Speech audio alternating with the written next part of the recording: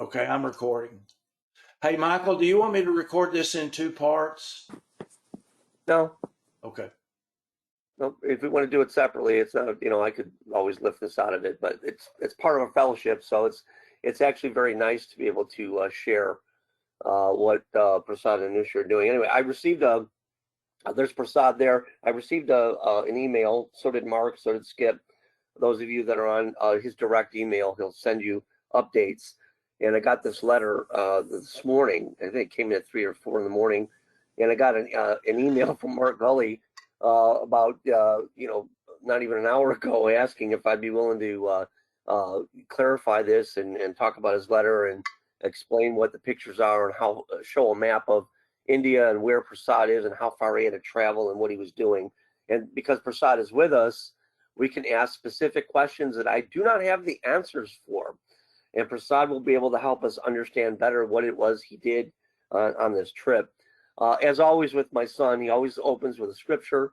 In his letter, he quotes 3:8, where he says, "Finally, all of you be like-minded, be sympathetic, love one another, be compassionate and humble." And he sets a very fine example for us. And he writes, "Shalom to you all, my dear ones in Yeshua, as we are so thankful for your prayers. His wife, Anusha, has been recovering at her home from surgery, which was again from a hernia. And we're very glad, Anusha, to hear that you are getting better. He says it's a slow process, but she's regaining her strength. He says our sympathy and compassion reminds them of the above verse in 1 Peter. It also reminds Prasad of the need to continue to spread Yahshua's love in India." He says he's very happy and rejoicing to share the successful mission trip to Hyderabad, which is where he went. And as I said, there was a serious drought when I went to live in India in 2012. I think it was 3 or 6 years. I can't remember how long the drought lasted. But there were many brethren in the congregation there that I knew that I'd met that had left after 2012 to basically find work, kind of become a slave, as it were, to the higher castes that live in the city of Hyderabad, which is in the new state of Telangana. It used to be part of Andhra Pradesh, but the upper castes decided that they wanted to split from the lower castes, which is where Prasad and the villages, the rice delta there. And so he went all the way to Hyderabad. He says in his letter, he had and what these people that left, they had their own spiritual drought, he says. So he kind of went to water their roots, as it were, and get them once again reacclimated to the way, the truth of what they were once part of when they were in the village of Rajapalayam in Lanka there with him. He says that he had a quality time with believers and their families. I think I got some pictures here. These are some of the people that were part of the congregation. I remember some of the faces there. Prasad, this picture on the upper right, where are you there? Can you see the picture? Are you able to see? Maybe he's not able to hear me. I can't see if he's still online with us or not. But anyway, the brethren on the bottom there, I remember them. They were part of the congregation.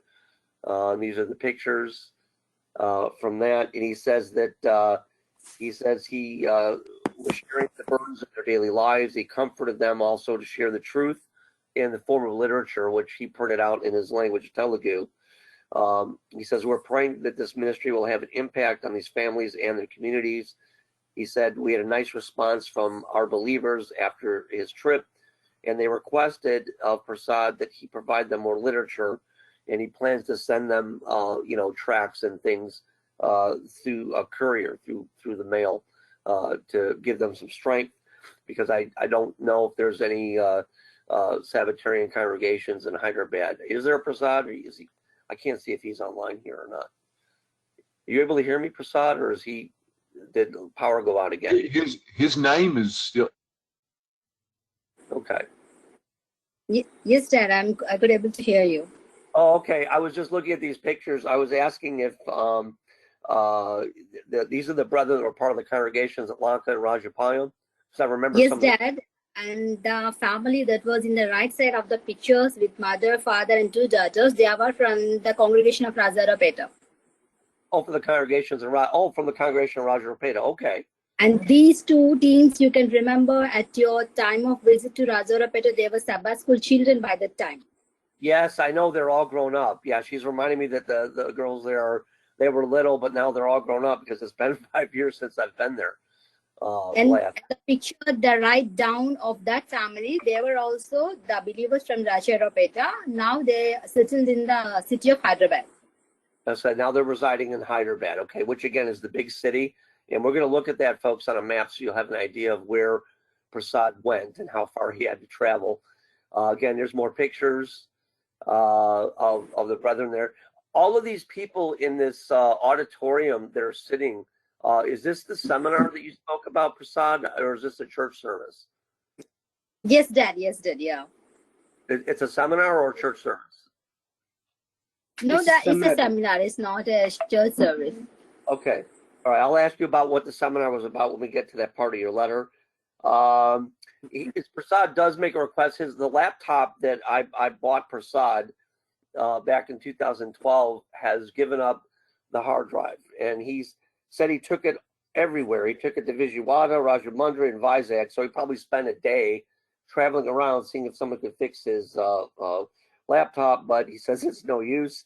And everything that he used that for, all of his literature ministry, all the published information. I hope you had a backup drive for all that work you did, Prasad. Yes, Dad. I have. Okay. So he just needs a new laptop. So he's asking if there'd be a way that we could pray about it and that God would open the doors and provide the means. And I wrote you back, Prasad, and we're Mom and I are going to look and see what we can finagle about, try to figure out. You just have to let us know what you think a new laptop will run there in India, because prices are different there than they are here. So if you let me know that, we'll see what we can do to raise funds to be able to get you a new laptop, because I know you use it more than I use my computer.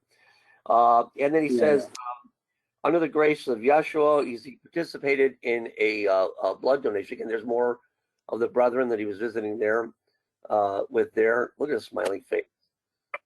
I miss you, Prasad. I wish I could just go tomorrow. Okay. And these are brethren, and is this another seminar you were attending? Yes, Dad. Yes. Okay. And let's see. There's a Nil, and me and a Nil. Is it Nil in these pictures or no? I couldn't remember. It looked like it might have been a Nil. And are you dancing? Another picture. Are you celebrating? Not celebrating is It's a like dance with fun. dance with fun with Some of his Nikanna friends. Lokana Nakavarunaraya. Okay. All right. That's So all we used to sing. and used to sing, yes. And of course, dance is very important in Indian culture. Music and dance, again, that's one of the primary ways in which they teach the children is through singing and dance, because dance tells stories. And that's how children tend to retain their understanding of the scriptures through, and Anusha does a great job of choreographing these dances. And it's not just like a dance like we do in the United States where it's just moving your body. Every turn of the hand, every gesture is telling a story, and the children remember that. And it was really neat to see. It's foreign to me because, again, we don't have that as part of our culture, but in Indian culture, it is very, very, very important to have that. And so he also mentions that, let me see what else I've got here. Oh, okay. Mark had asked me to show where Prasad went, visit these brethren in Hyderabad. In the center of your screen, in the big bubble dot, this is the subcontinent of India. That big red dot there is the city of Hyderabad. It's a humongous city, and it's almost in the middle of the country. When I fly into India, that's where my plane goes, and then I have to take transport all the way out to. And the other little red dot near the Kakinada is the city, is where Prasad and the Gompala family live. That's where their ministry is. I got a topographical map here. To the right, this bubble here, that little dot right there is exactly where the House of God, where Rajapalayam Lanka and Rajaropeta, in that area there. And then Hyderabad is, again, that red circle over there. So it's about I want to say it's in the vicinity of 280 miles, but the roads, they don't have interstates there like we do here. They have short stretches of four-lane highways, but it's not like traveling like in the United States where you can hop in your car and in 2 hours you're, in Nashville or somewhere else like that. I'm assuming, Prasad, you took train from Kakinada? Did you take train from Kakinada? From train, Daddy. From Kakinada to Hyderabad, we had train. Okay, and that's the route he took. And if you notice, it takes 9 hours and 45 minutes by train to go from Kakinada to Hyderabad, and that's the route Prasad took. And to give you an idea of what a train ride is like, because I've seen the train, I've ridden the trains in India. That's the train, and you might notice Prasad's laughing. You might notice that it's open windows with bars on them, and not exactly. Dad, it's welcome to India. It's the punctuality of the railways in India. Yes, yeah, I went into India. When Brian and I were there in 2010, we took a train from Kakinada to Chennai. Yeah. Yeah, and we had the only car that had air conditioning. It was one car, and we had to go near the top of it to get near the air conditioning in these bunks. Long story, but that's what. So Prasad was in that for almost 10 hours to get to Hyderabad. Yeah. Daddy, the journey in trains is very hardly. Yeah. Okay.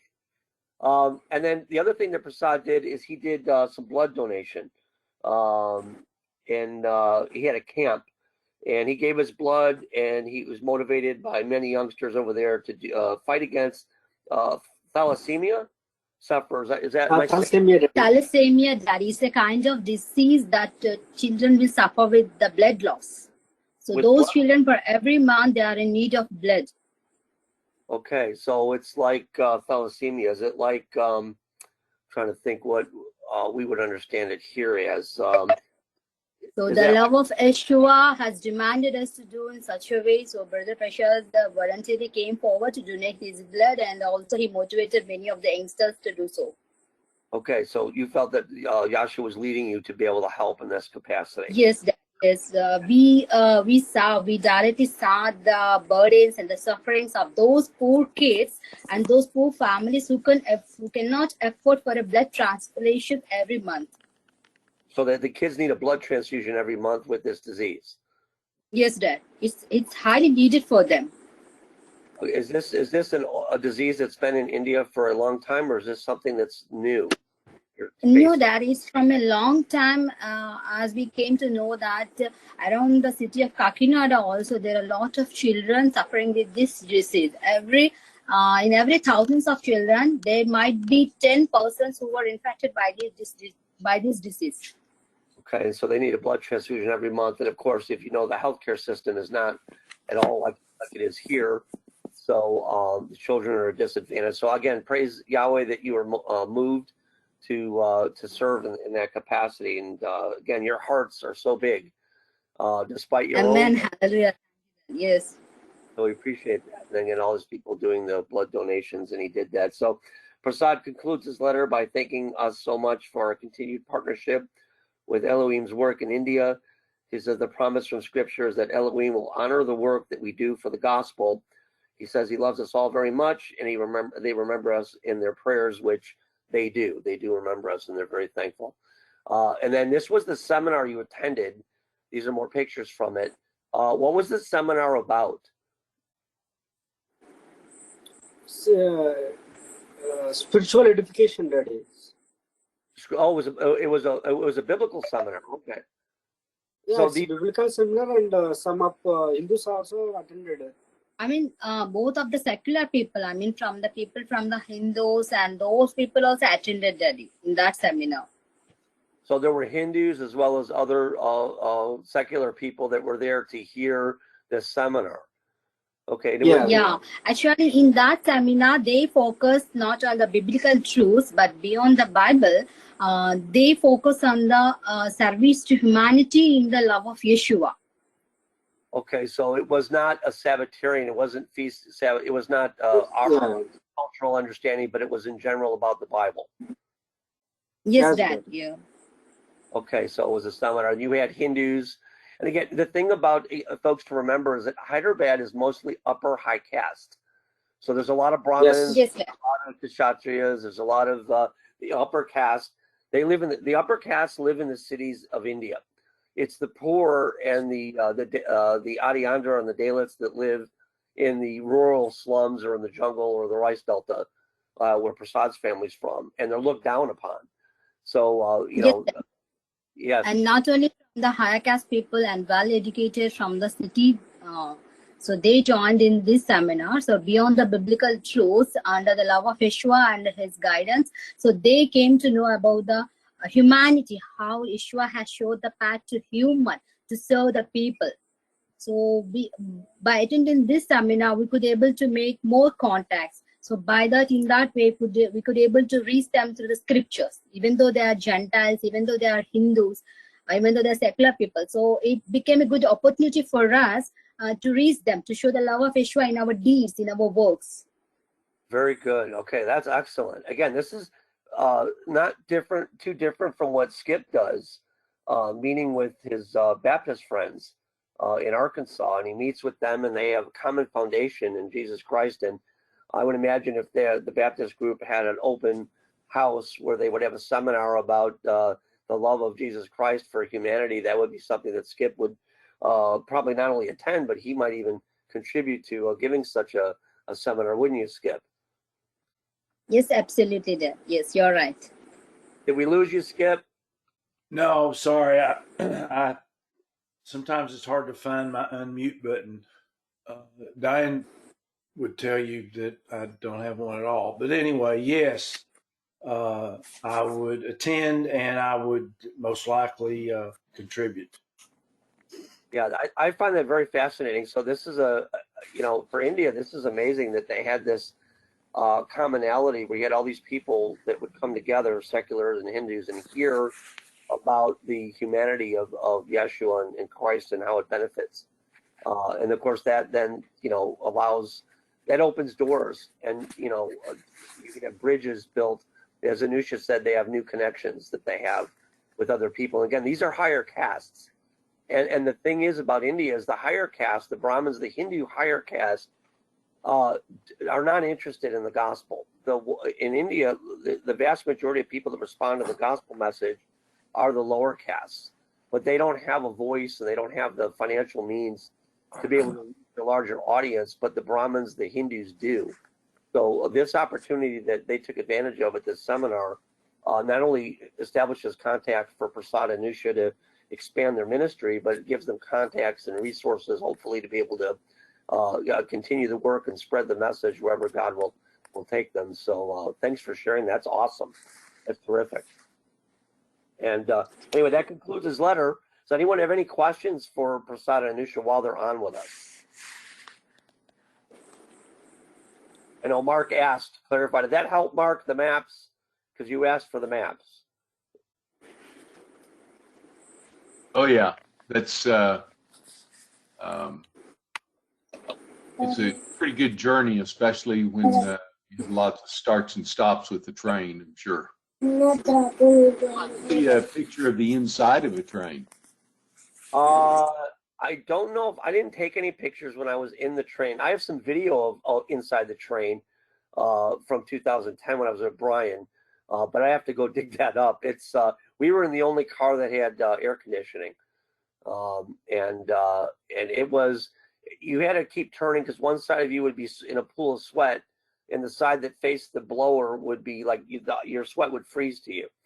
That was our experience. But I imagine most of the train they don't have AC, so it's a 10-hour drive and it's packed. Those trains, there's never a leftover seat. They're very crowded. So you'll have people, as a matter of fact, riding in the middle between cars even. So very, very. I could tell a funny story about the train that I took to Chennai because of the 10.5-hour trip. I don't know if this is appropriate for a Sabbath, but one of the things is when you have to use the little boys or little girls room, when you have to use the toilet, there's a room and you there's a place to put your feet, but all it is a hole that goes through the floor of the train onto the tracks below, and you just go there. Again, India doesn't have the kind of standards we do here, so there's no onboard lavatories like you'd have on an Amtrak train out there. So that was, and we were on a higher class train also, and that was just a hole in the bottom of the train car, and you try standing without touching anything in this little room, because you don't want to touch the walls or anything. You just don't. So that's all I'll say about that. So again, culture shock, as it were, but a long train trip nonetheless. So you had to do it there and back again. The family with the two girls, do they live somewhere between Kakinda and Hyderabad?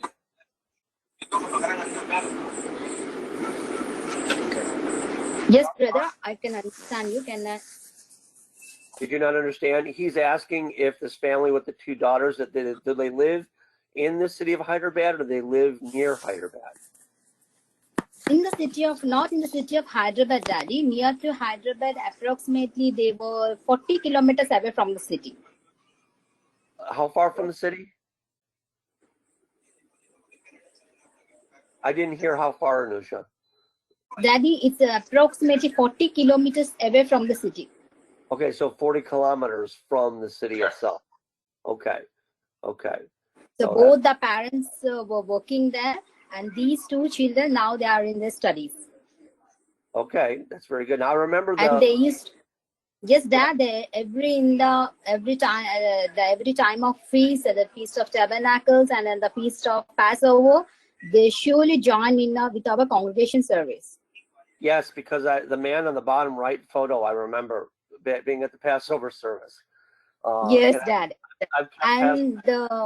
And the family that were down to the right side, and the down picture, they were newly married couple from the congregation of Rajarapeta. Oh, newly from Raja. Which we held the marriage in the month of May. Oh, the marriage was in May. Okay, and now they live near Hyderabad.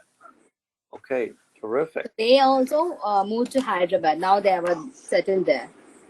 Because that's where the work is at. And we understand. So again, and it's a hard thing for them. I know Prasad's uncle Chitty was lamenting the fact that so many of their younger men were leaving the village to go to the city of Hyderabad, and they felt that they were losing their congregation.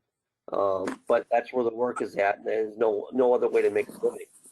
So anyway, Prasad, thank you so much for sharing this letter with everyone. Does anyone have any other questions you'd like to ask Prasad and Anusha while they're on with us? It's a privilege to have them here about their ministry or anything else that they're doing.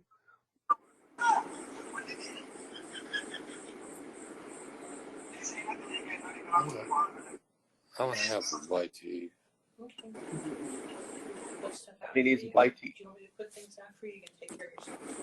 We have someone Either else. way, you don't have to do it. If Hold on, I'm gonna mute Rod. Okay, there we go. All right. Does anyone else have any questions for Prasad and Anusha? And then we'll turn it back over to Skip for today's Sabbath lesson.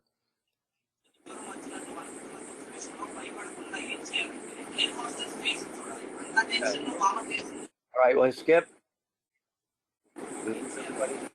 We lose Skip too? Oh, again, it's hard for me to find my unmute button. Ugh. Okay. I'm going to. Do I need to? Okay. You just have to share your screen again, then we're back to you. Okay. Before we get into it, on our website, on upcoming meeting schedule, we've got Passover. I don't know how to change those, so I'll do it. My bad. No I'll problem. fix it. I'll fix it later. No problemo. Okay. If everybody will mute, if you're not talking. There we go. Yeah, there he goes. There we go. Prayer requests. I've already started recording, so prayer requests, start recording. Okay. You may remember a few studies ago, we came across the nation of Aram, Aram, a few chapters earlier when they were in a spat with Ahab. And well, as a matter of fact, I'll just show you the map right now. You can see Aram right here. I'm trying to circle it, and sorry, I can't make my mouse any bigger. If you notice, it connects to Asia Minor. Okay, so Aram is actually what we know of as Syria. Now, it wasn't all of Syria, but that's where the location was, and I'll come back to that in a minute. And I missed that the first time we went through it. That Aram and Syria is basically the same place, because I didn't happen to show the map. I showed the map of Aram, but I didn't show where it connected with Asia Minor, which would have told us that it was Syria, or it would have told me. So here are two scriptures.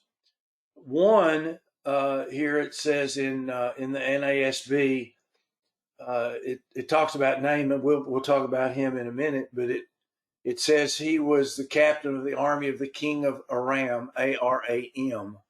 But the King James says that he was the captain of the host of the king of Syria. The Greeks considered Aram to be Syria. Not that it's any big deal. It's just I like to know kind of where we're talking about. And here's that map, and then here's another map.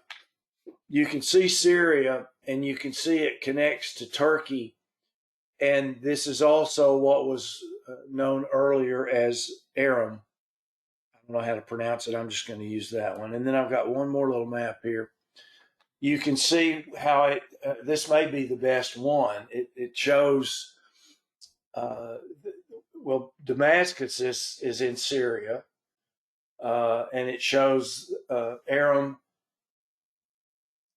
basically touching Asia Minor. Okay, so now we know where we're talking about.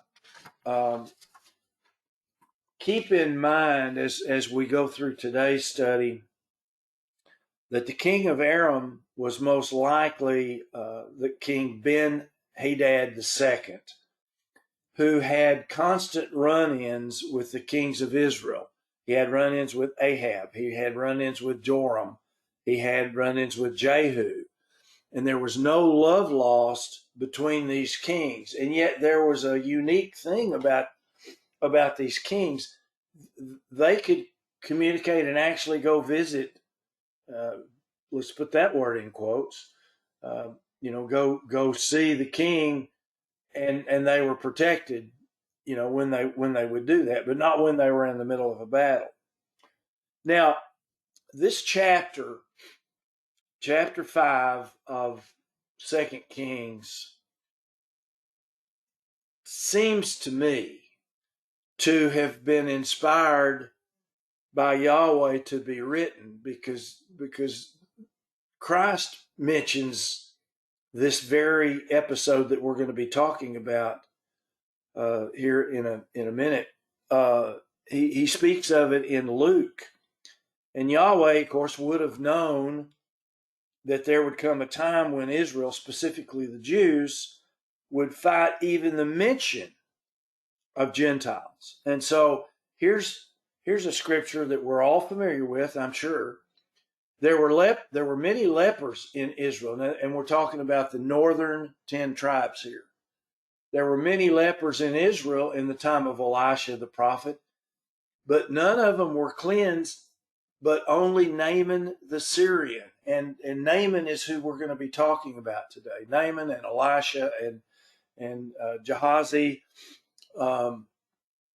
That's who this chapter is about. Now, Christ said this in context with something that I felt was worth mentioning.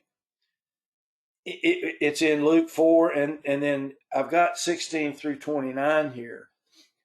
And this is at the very beginning of Jesus Christ's ministry. He entered the Sabbath and he stood up to read. And you all remember, this is what he read. The Spirit of the Lord is on me because he anointed me to preach. And then after he reads this, he says, today this scripture has been fulfilled in your hearing. And the Jews in that synagogue were not real happy to hear that. And up to that point, they were all speaking, well, oh, isn't this young man well read? Isn't he? Wow, he is a great orator. He is wonderful. And wow, where did he learn these gracious words? The guy's from Nazareth. And isn't it Joseph's son, the carpenter? And he said to them, no doubt you will quote this proverb to me, physician, heal yourself. And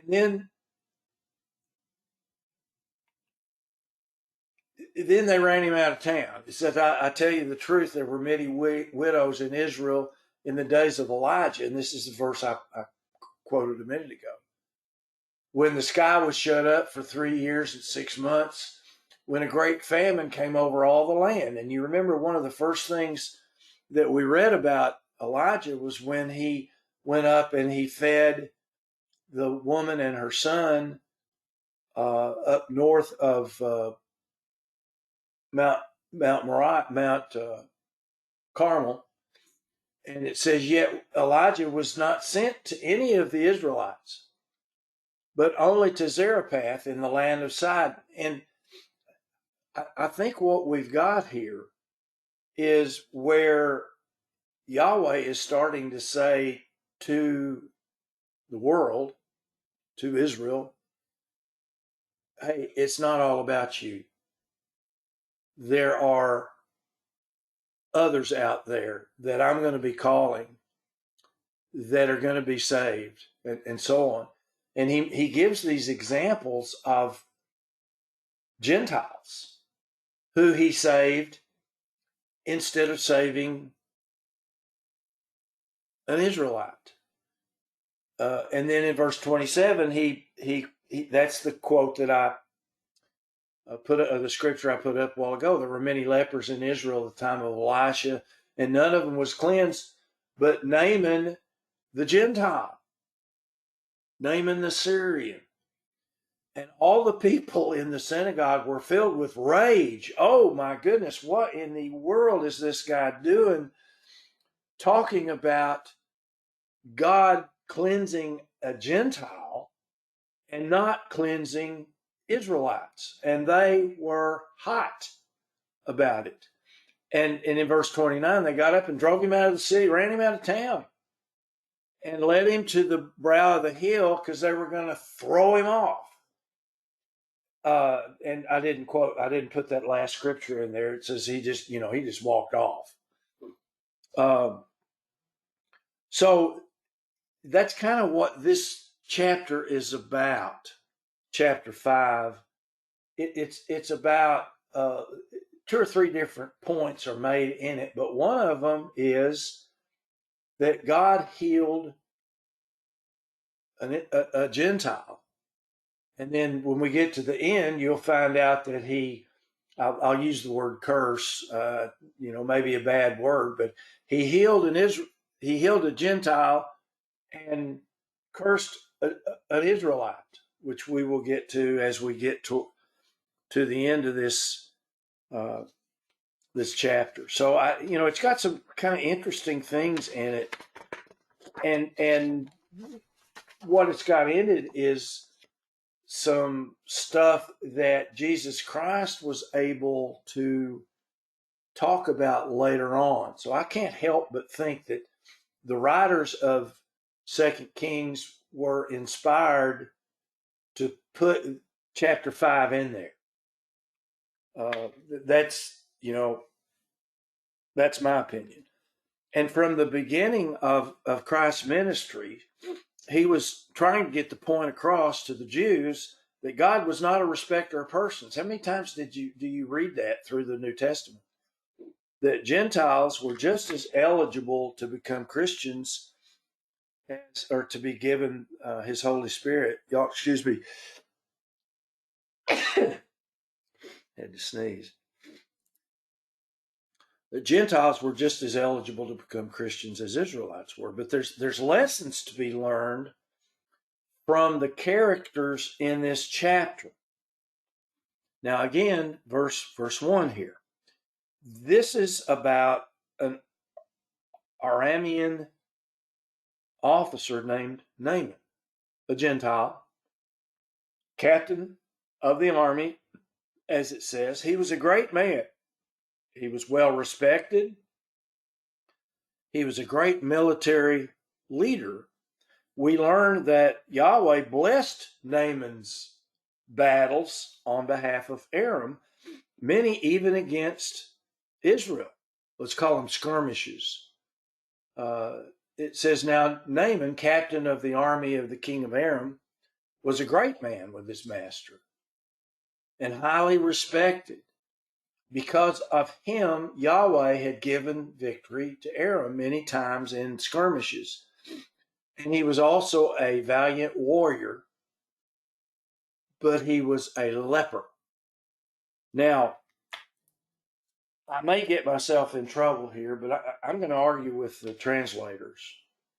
And the Hebrew word is tashara, and it's often translated leprosy. As a matter of fact, most of the time it's translated leprosy, but it could actually mean any number of skin diseases.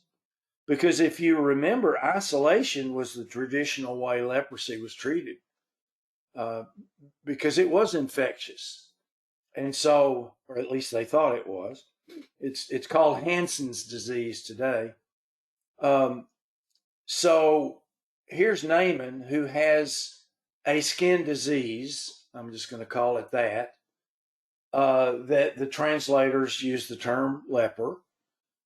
But he was here right in the middle of all the stuff that's going on. He was a captain of the army. And so since he wasn't isolated or sent to a leper colony, it's very possible or even probable that he had a serious skin disease, but not leprosy. It seems that this particular skin disease was something serious, but may not have been Hansen's disease, which is what we call leprosy today. Any thoughts or comments on that, or you disagree that it really was leprosy that he had? Or well, my comment would be that from what I have seen, which is not extensive, if you have suffered leprosy, you are left with white patches and scars that don't go away. So is it possible that, and they were very obvious to where, if you'd had leprosy and recovered, people knew you had had leprosy and recovered. So would they still refer to you as a leper, even though you weren't contagious? You didn't have leprosy, but you had been a leper. You had had it at some point, and did people call you a leper even after you weren't contagious? Yeah, that's certainly another way to look at it. In any case, he's not contagious at this point, or he wouldn't be in amongst all of the, So what Jill is saying is absolutely right. You're still going to have those white spots, and lesions, and all of that. But if after a time you're not contagious, then yeah. So he could very well have had leprosy, but of course there's no cure for leprosy, but I presume it could get better. But anyway, so the chapter continues speaking of one of Naaman's skirmishes.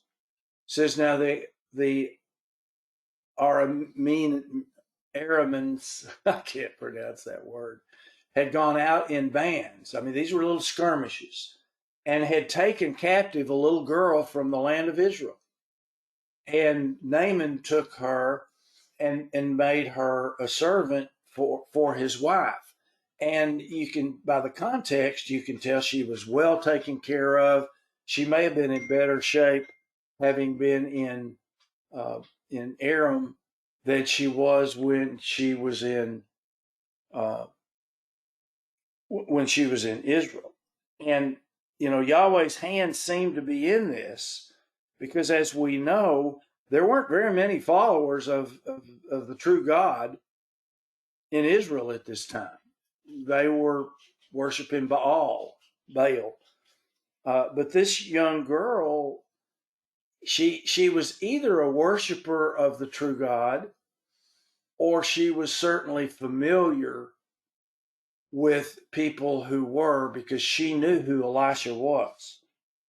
She knew he was a prophet of the Lord. She knew that, I'm going to say that he had healing powers, but you all know what I mean. Yahweh would heal people through him. And so in verse 3, she said to her mistress. Now this may have been just in a conversation. Naaman may have come home, and maybe he had certain treatments that he did when he came home. I mean, we just don't know. But she said to her mistress, I really wish Naaman would go see the prophet who's in Samaria, because he can cure him. So she knew. And that's why I feel like she was very possibly a worshiper of Yahweh. So it's also interesting that Naaman's wife believed her. And she convinced Naaman that there was a prophet of the Lord, or of Yahweh, in Israel that could heal him. And here we find that Naaman is very, very well thought of by the king. It says, Naaman went in and told his master, saying, thus and thus spoke the girl who's from the land of Israel. And so what does the king do?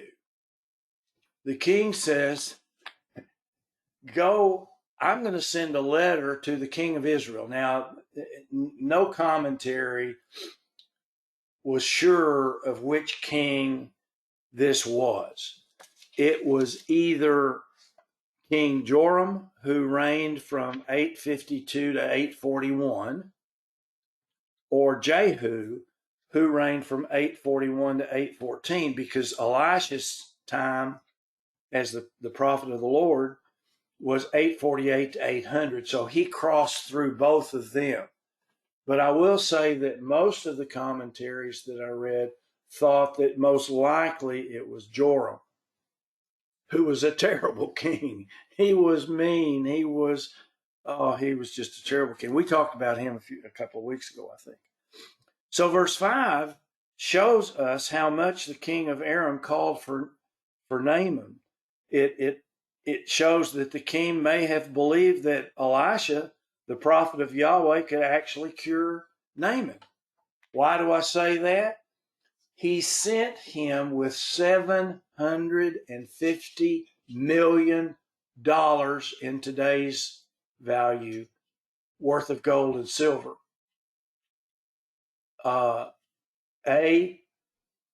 Naaman was pretty popular with him, and B, he actually thought that this prophet of Yahweh could heal Naaman, which are kind of interesting, because we're talking about a Gentile nation. They had their own gods. We'll talk about one of them in a few minutes. Now, the one thing I could not figure out, and I looked and looked and looked and looked, was about these changes of clothes. Has anybody read anything or know anything about why he would send these changes? Because this comes up again. Why he would send him, with $750 million worth of gold and silver and 10 changes of clothes. I couldn't find a thing. So, okay, if anybody knows anything or is looking things up, please speak up. The silver, okay, let's see. A kingdom could last several hundred or even thousands of years on this kind of money. And the king of Aram thinks he's sending this to the king of Israel. He doesn't think he's sending it to Elisha. And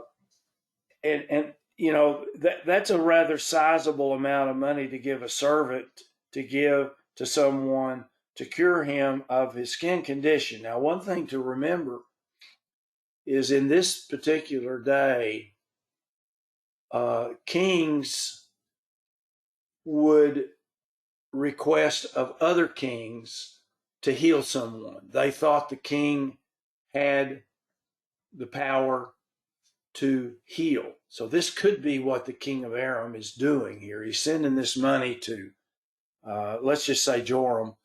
He's sending all this gold and silver to Joram to heal his man, to heal Naaman. Note that the king of Aram says he's sending the letter to the king of Israel. He's not sending the letter to Elisha.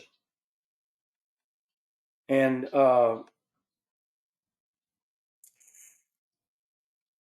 okay. Now, I tell you, these guys get mad about some of the craziest things. He brought the letter to the king of Israel. Let's say it's Joram, saying, now this letter comes to you, on behalf of my Naaman, my servant, that you, Joram, may cure him of his leprosy.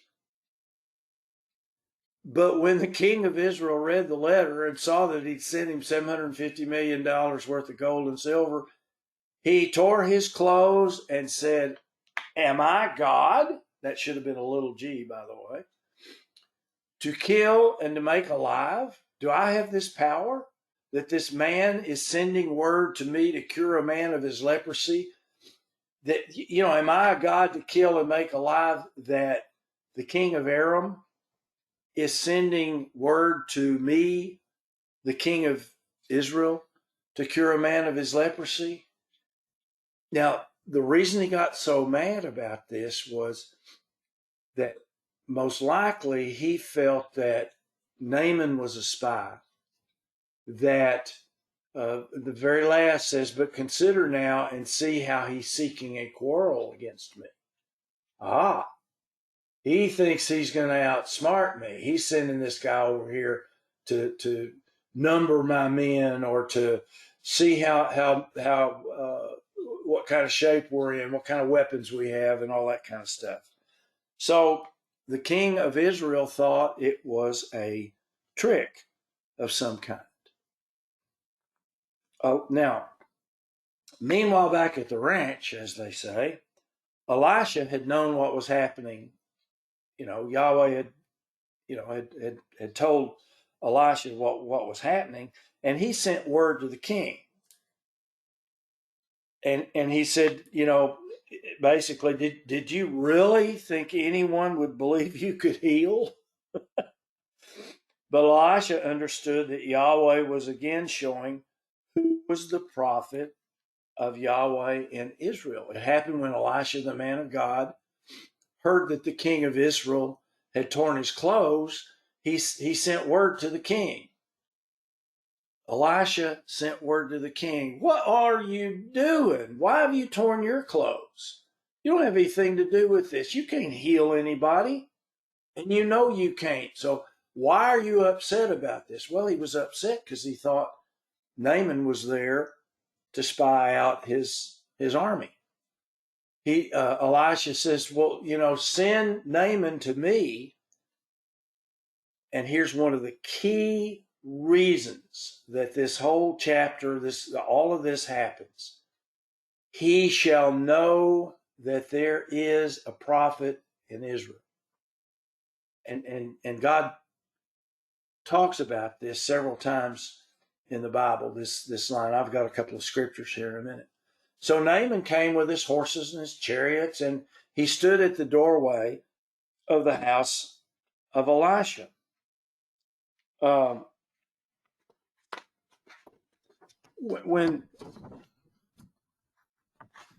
Okay, I've already said that. He, part of the reason that Yahweh wanted this to happen was so that Naaman would learn that there was a true prophet in Israel, and of course take that word back to the king of Aram and spread the gospel, if you will, through that nation. But it was something the king just couldn't understand. So now it's time for Naaman to be offended. I tell you, everybody gets offended so easily back then. I mean, you think they get offended now? Naaman got really offended over the way that Elisha handles this. It says Elisha sent a messenger to him. Elisha didn't come out himself. Elisha was back in the house and said, sent the messenger and said, go and wash in the Jordan 7 times, and your flesh will be restored and you will be clean. But Naaman was furious. His pride was injured. He deserved more than some lowly servant coming out. So it's a wonder that Naaman got cured, got healed, because of his attitude. Now, his attitude changes. We'll see that in a minute. But he was furious, and he went away and said, okay, I'm not going back to that guy. He wouldn't even come to see me himself. Here I am, the general of the army of Aram, and this prophet won't even come out. He thought he will surely, before he got there, he thought, well, he'll surely come out to me because I'm so important. And he'll stand and call on the name of Yahweh, his Elohim, and wave his hand over the place and cure the leper. He thought, okay, we're going to have some pomp and circumstance here. This prophet is going to recognize what a great man I am. He's going to come out and he's going to wave his hand over me and say, everybody look, everybody pay attention here. I'm curing this wonderful general of Aram. And then he starts talking about rivers in Damascus. Apparently, the Jordan River was not the cleanest looking river, that it was a little, dingy, dirty looking. And so he compares it to a couple of rivers in Damascus, which were coming out of the mountains, crystal clear, and so on. Says, are not Abana and Pharpar, the rivers of Damascus, better than all the waters of Israel?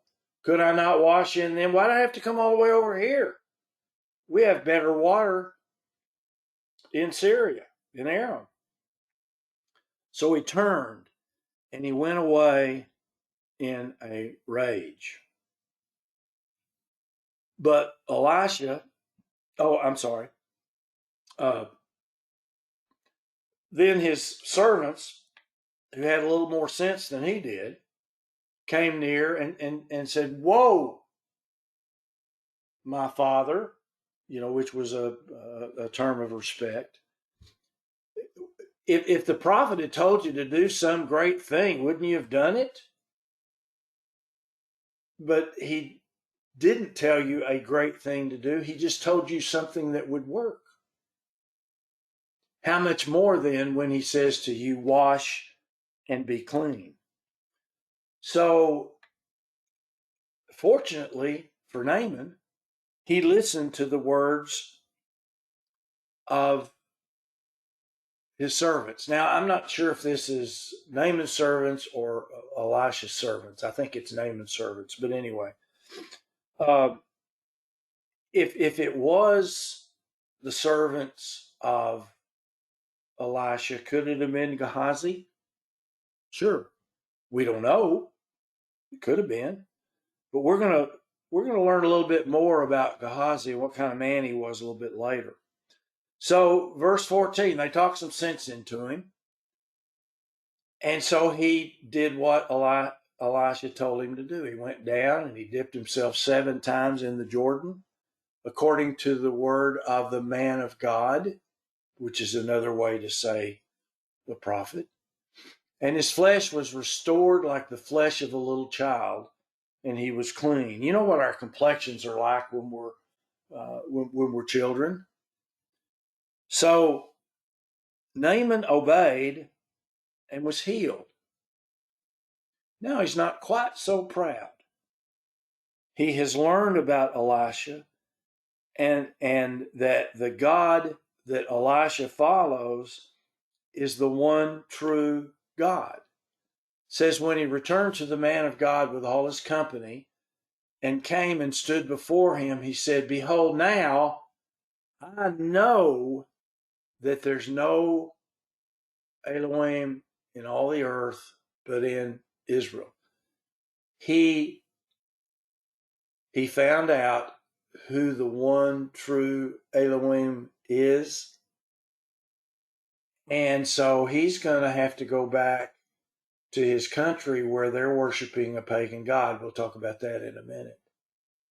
And so he says, "Please take a present from me to Elisha," because he had this $750 million worth of gold and silver. I keep saying 750. I could, it was 2 talents of silver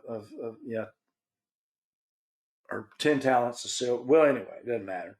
It's a bunch of money. And this seems to be the main point of this exchange between Elisha, an Israelite, and Naaman, a Gentile.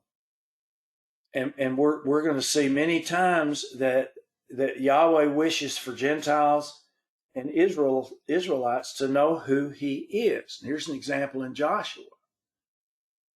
For Yahweh, your Elohim, dried up the waters of the Jordan before you until you had crossed, just as Yahweh, your Elohim, had done to the Red Sea. So here's 2 examples of miracles that Yahweh performed through. One was Moses, one was Joshua. And verse 24, why did Yahweh do this? That all the people of the earth may know that the hand of Yahweh is mighty, so that you may fear Yahweh, your Elohim, forever. Okay, so this is part of the reason why he's done this with Naaman. He could have cured all kinds of Israelites, but would the Israelites have taken the same attitude or approach that Naaman did? Oh, your God is the God. My God isn't. Ezekiel 37, same thing. And this is the dry bones, when the dry bones come up. He says, "Then you will know that I am Yahweh, when I've opened your graves and caused you to come up out of your graves, my people." Well, duh, wouldn't you? And then in verse 28 of Ezekiel 37, "And the nations will know that I am Yahweh who sanctifies Israel. I've set them apart when my sanctuary is in their midst forever." Naaman had become a believer. It didn't take long, sort of like Paul. Paul wasn't real wild about Jesus Christ till he got struck down on the road to Damascus. And then he became a believer immediately. Well, that's kind of what happened with Naaman, only he was, in both cases, both Paul and Naaman, they were healed.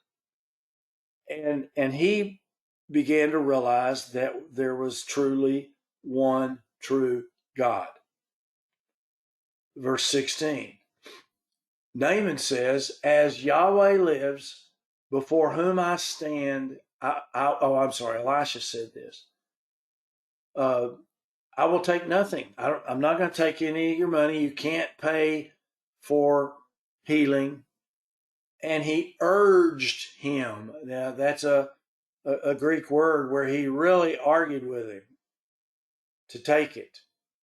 But Elisha refused to take it. Based on what we see later, it was probably because he believed some of it. Oh, I'm sorry. This is talking about Gehazi. So forget. Verses 17 and 18 show that Naaman has become a believer. And he comes up with a plan. Verse 17, Naaman said, well, if not, let me at least be given 2 mules load of earth. I think this is really, really interesting.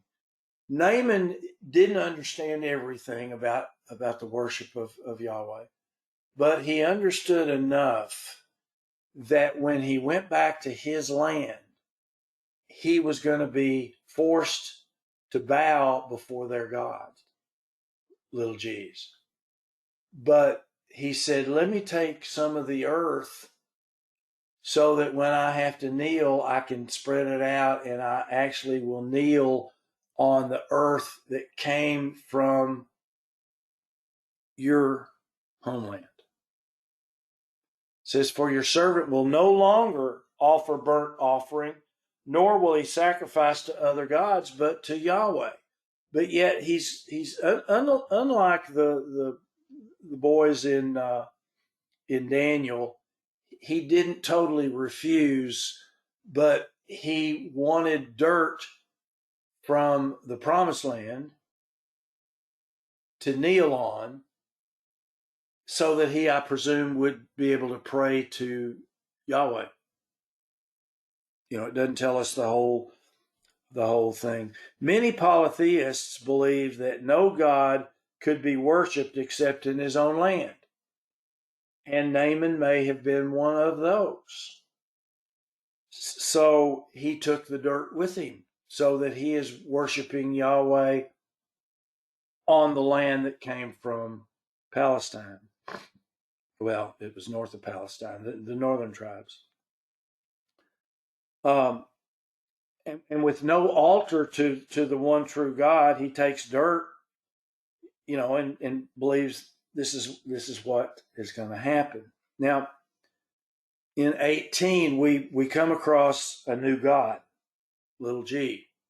In this matter, may Yahweh pardon your servant. Okay, I'm going to take this dirt and I'm going to put it down, and that's where my knees are going to hit, and hopefully Yahweh will pardon me for looking like I'm bowing down to Rimmon when I'm really praying to Yahweh and I'm on dirt from the land of Yahweh. He says, in this matter, may Yahweh pardon your servant when my master goes into the house of Rimmon. Okay, this is a God, to worship there. And he leans on my hand and I bow myself in the house of Rimmon. When I bow myself in the house of Rimmon, Yahweh hopefully will pardon me in this matter. Rimmon was the name of several cities in the ancient world. Okay, it was also the name of a Syrian god, which is obviously what Naaman is referring to. And he's bowing down to a pagan god, but he's hoping that God will forgive him because he's on dirt from the land of Yahweh. And so Elisha said to Naaman, go in peace. So he departed from him some distance. Now remember that, some distance. He had gone quite a while, or he had traveled quite a bit. But now the plot thickens. Gehazi sees a chance for early retirement, my term, and he hatches a plot to get some of the money that Elisha refused. You know, I find it interesting that Gehazi didn't say to Elisha, hey, Elisha, would you mind if I took a little bit of that for my family? He probably didn't say that because he knew that Elisha would refuse. But he flat out lied to Naaman. And it created a really bad situation for Gehazi and his family. We'll talk about that in just a second. And he swore to himself, as God, as Yahweh lives, I will run after him. Okay, but anyway, starting in verse 20, but Gehazi, the servant of Elisha, the man of God, thought, you know, Elisha spared Naaman by not receiving from his hands what he brought. He's going to take it back and give it back to his king. And as Yahweh lives, in other words, he swears, he thought this to himself, I will run after him and take something from him. So Gehazi pursued Naaman. Now he had gotten quite a ways. And when Naaman saw one running after him, he came down from his chariot and said, what's wrong? And Gehazi said, oh, everything's fine. Everything's just fine. And here's the lie. My master has sent me. That's lie number one. Saying, behold, just now, 2 young men of the sons of prophet have come to me. Lie number two, from the hill of the country of Ephraim. Please give them a talent of silver and 2 changes of clothes. Here we are back at the clothes again. I'm sorry. I chuckle. Commentary says the writing style in the king does not. I'm sorry, I missed that.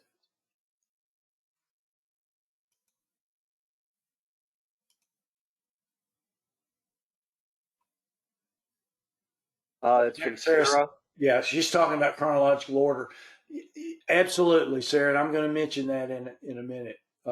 Says after the king of Israel tore his clothes in response to the letter requesting that Naaman be healed, the gifts may have been sent. And her thoughts on the clothing is possible. It was in response to the king tearing his clothes. Yeah, that could be true. Okay, all right. Thanks. And I'm going to talk about chronology here in a minute because I don't think this is written in chronological order. I'm not talking about this chapter, but anyway, we'll talk about that in a minute. So in verse 23, you know, the big lie comes. Please give them a talent of silver and 2 changes of clothes. Well, guess what? He wanted the money and the changes of clothes. He didn't want them for any of the sons of the prophets. Now, a talent of silver is about 30 kilos, and it would be worth about $24,000 in today's value, and that would be about 30 years' salary in those days. 30 years' salary. So, you know, he's got an early retirement plan. In verse 23,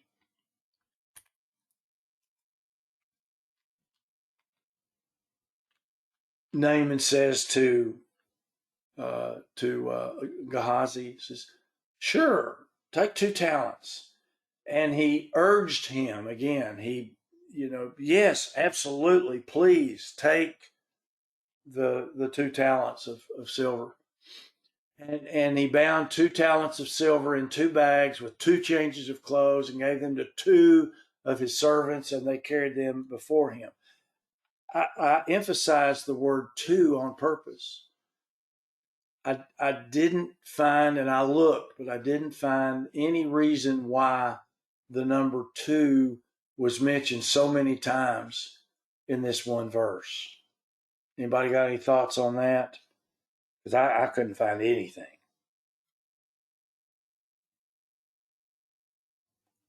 Okay, so when he gets back to Samaria, it says when he came to the hill, Samaria was built on a hill.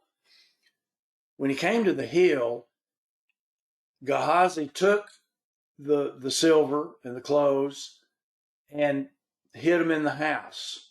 And then he sent the two servants of Naaman away, and they departed.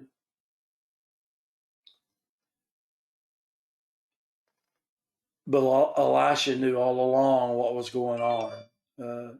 He was considered a seer, which means that he could see things happen, or it could be that God just opened his mind and said, "Hey, here's what your man's doing."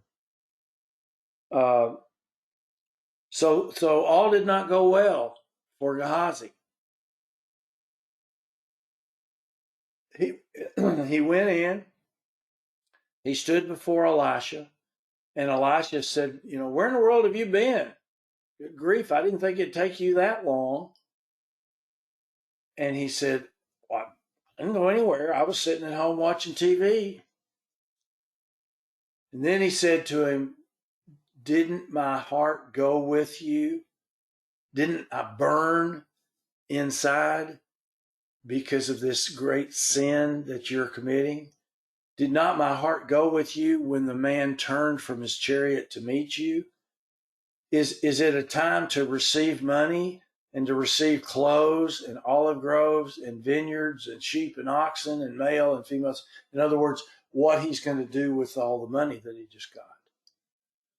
Therefore, in verse 27, this is a tough one. Therefore, the leprosy of Naaman shall cling to you and to your descendants. Now, his descendants didn't do a thing.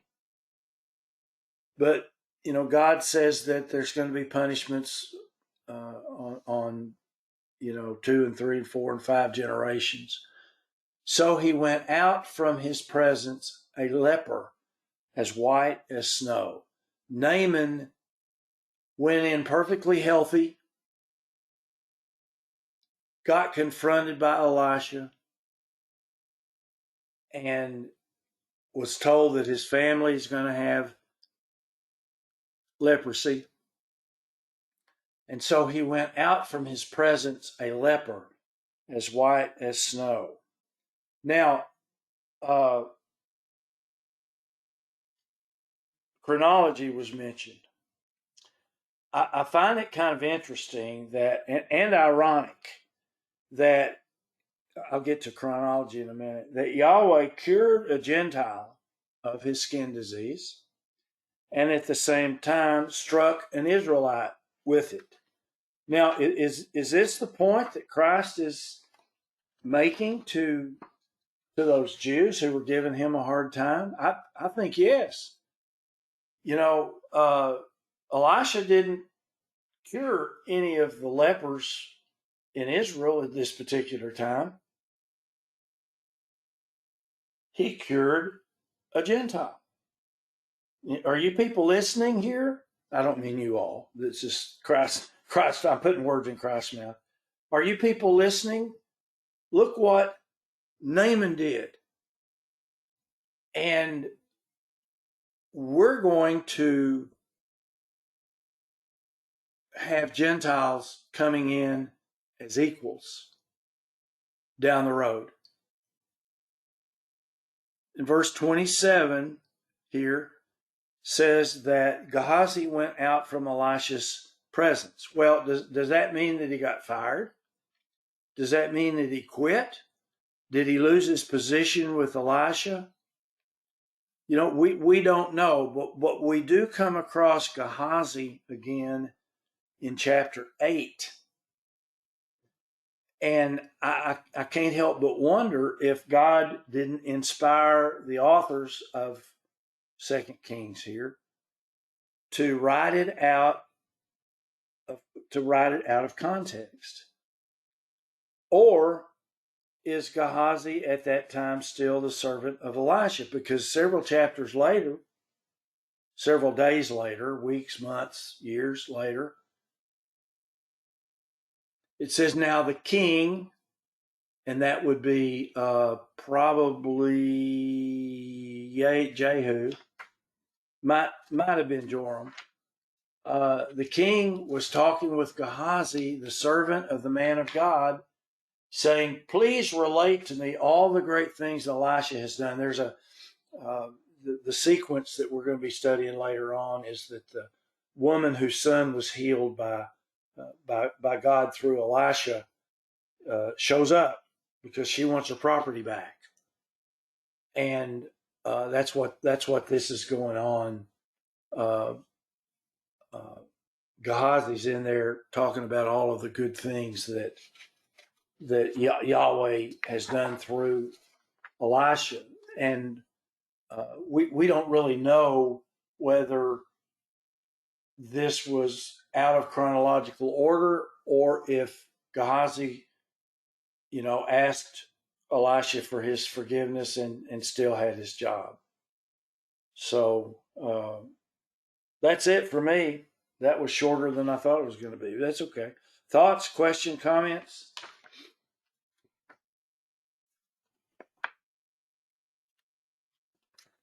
So what's the lesson that Jesus was teaching about Elisha or about Naaman? I think it was the Gentile Israelite.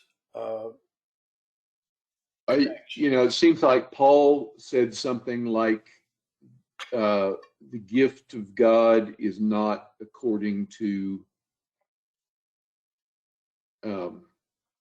Respect of right. persons. It's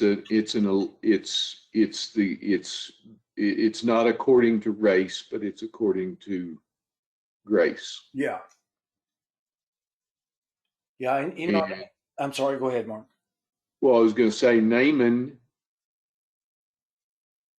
did not do anything according to the customs of Israel, according to the laws that governed Israel. He wasn't in Israel, he was in Syria. And the overriding thing is that Naaman declared that God would be his God, that Yahweh would be his Elohim forever, and that his loyalty was to him. But there was no system for him to follow the customs and dictates, I'm not trying to, don't take dictates in a negative way. He wasn't in a system. There was no system. Israel's system was not where Naaman was. There was no way to follow the temple rule, the Levitical rules, anything. The only thing we have is him declaring that God would be his God. And I think that's what made the people in Nazareth so angry.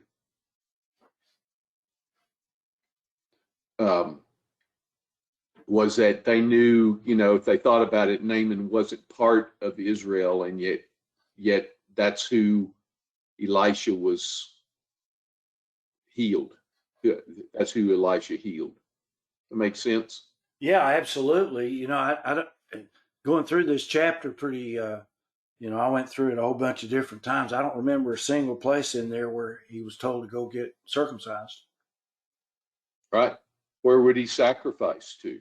Yeah. How would he, any of those things? He plainly said, I'm going to go into the temple of a pagan god. Be graceful, have mercy on me. Yeah, and that's about all he understood, which is exactly, I think, what your point is. That he was a pagan, pure and simple. He'd always worshipped.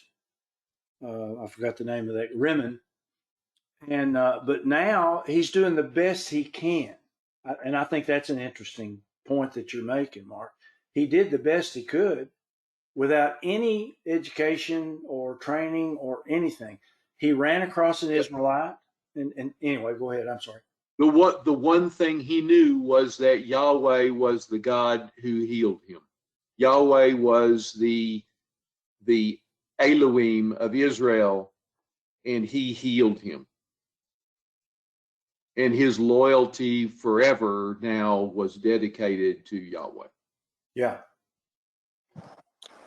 Wasn't there also some understanding that God's occupied territory and lands and owned certain territory, and so the taking of the 2 loads of dirt was kind of that concept of sacred ground that because when God at the burning bush, he told Moses to take his shoes off because he was standing on sacred ground. So there was that concept or that understanding that people's different gods inhabited different lands and kind of owned it. And so in taking the dirt, he was kind of extending the territory of Yahweh to encompass where he lived. And so it kind of grew out of that. That was part of their understanding of how gods operated. And so he felt it necessary to take the dirt because Yahweh's inhabitants would come with it, kind of thing. Yeah, I think that's a really good point.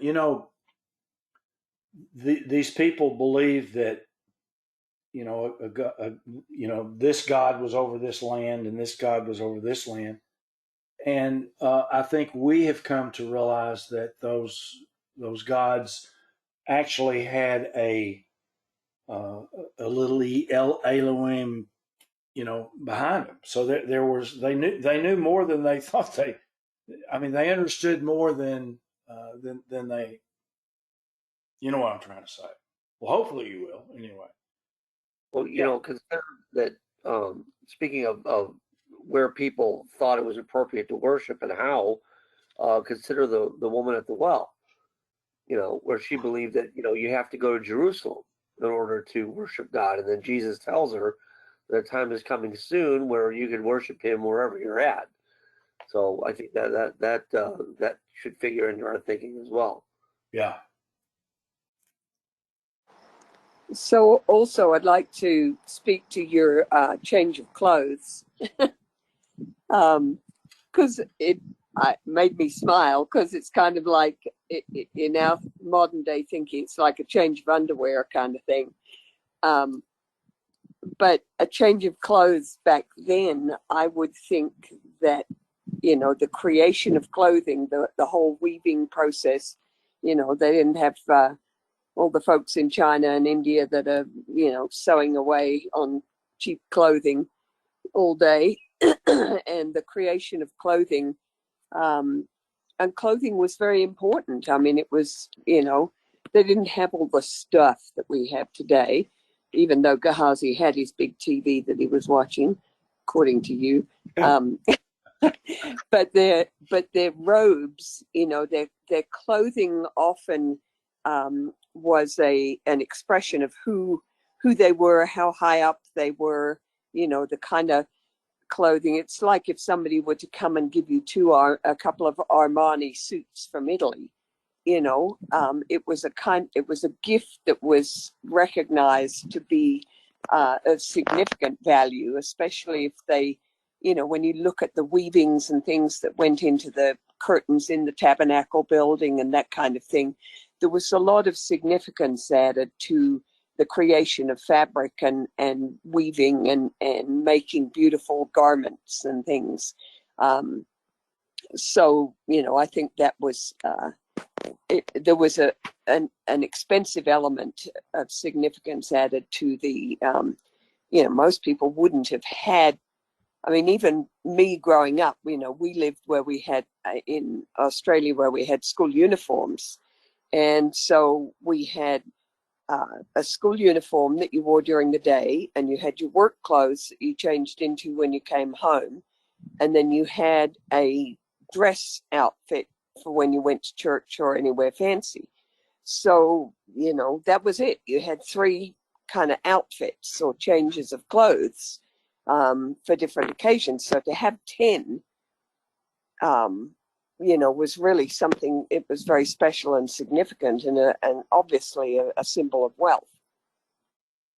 Yeah, Amanda said clothing was used in trade and as gifts for a long time. Fabric textiles were incredibly valuable for a long period of time. Realities speaking, fast fashion is a fairly modern term.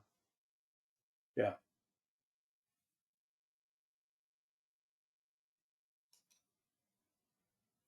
Also, I could not find anything. I searched for Gehazi, and I could not find a single place other than chapter 8, verses 4 and 5, I think, where Gehazi is mentioned. Uh, you know, there's nowhere where Paul or anybody says, yeah, well, watch out, or what's going to happen to Gehazi happen to you. You know, it just all of a sudden they just disappear. Now, what I think we do know is they had leprosy. You know, his descendants. Maybe not every single one of them, but it was certainly in the family. You know, unless they were, you know, somebody was able to be forgiven later on. So, all right. Anybody else? Well, I wondered that. Is there anything medically to indicate that leprosy could be a genetic thing that can be passed on down?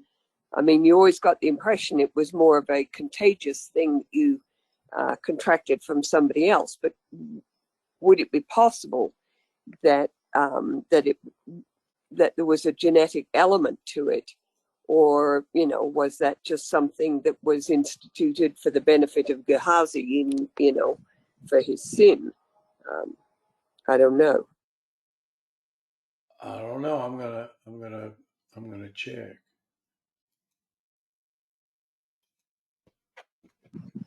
So while you're checking, another interesting thing that crossed my mind when Naaman got so upset about being asked to just go and wash in the river, you know, he wanted some pomp and ceremony and whatever.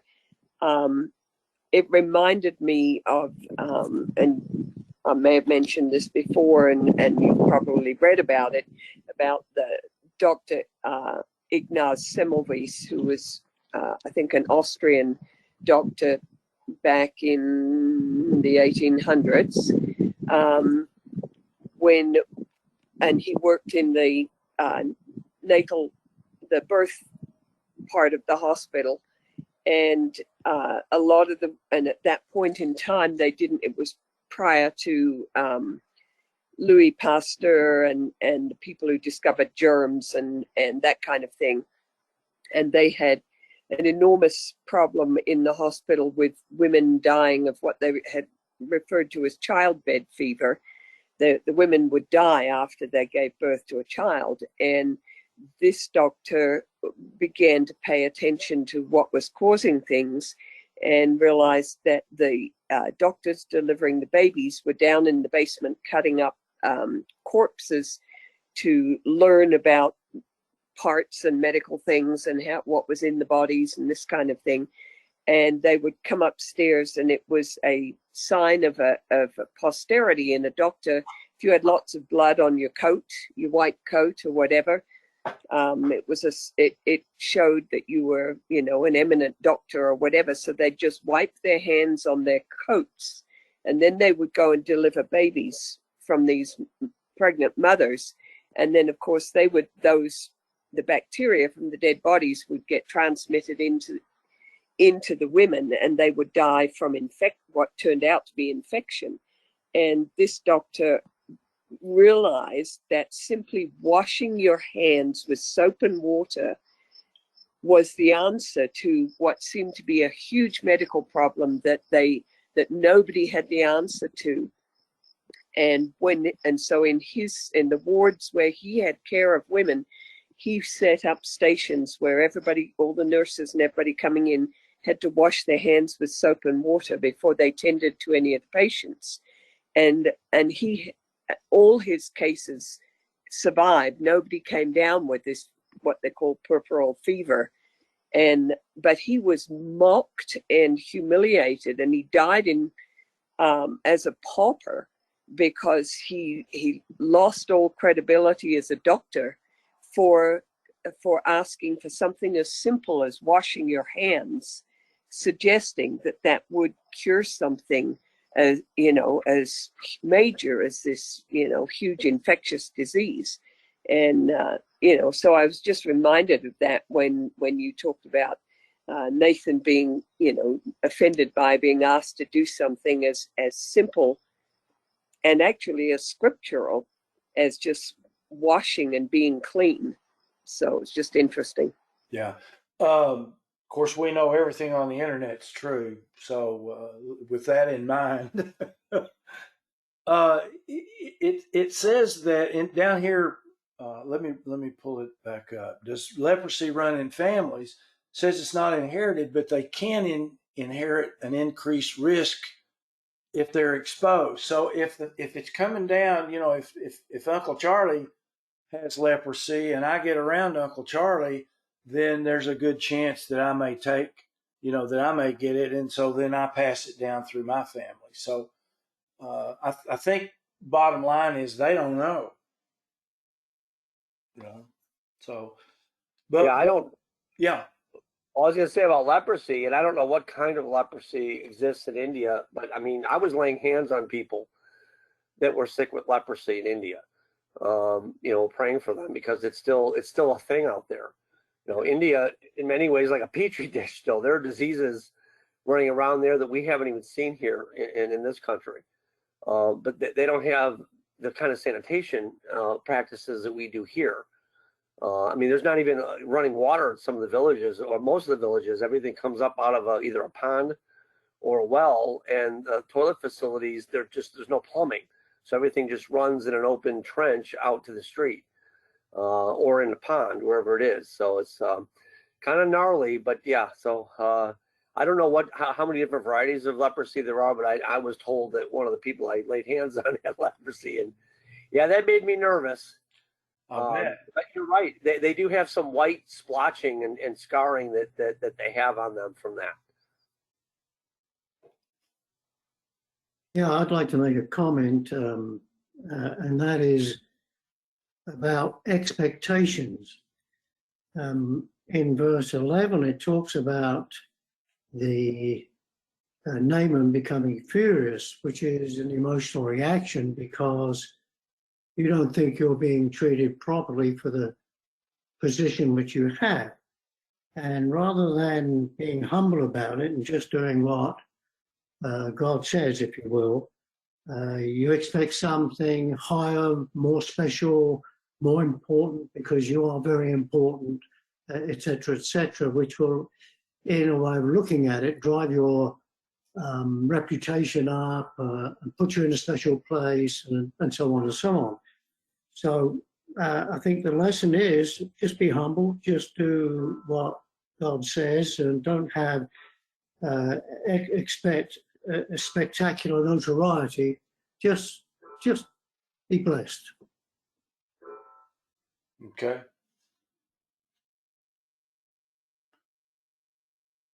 All right. Anybody else? I thought this was an interesting chapter that had several lessons in it, but the main one to me was basically, when this happens, you shall know that I am Yahweh Elohim. That's and that's a lesson that the entire world is going to have to learn down the road. Fortunately, I think we already know that. We're going to need to learn a lot of stuff, but we're not going to have to learn that one. So, okay. Anybody else? Well, my alarm went off just in time. Okay, let's see. Arthur, would you mind closing us out today? Certainly. Heavenly Father, we thank you very much indeed for the presentation today. We thank you for the lessons that we can draw from them.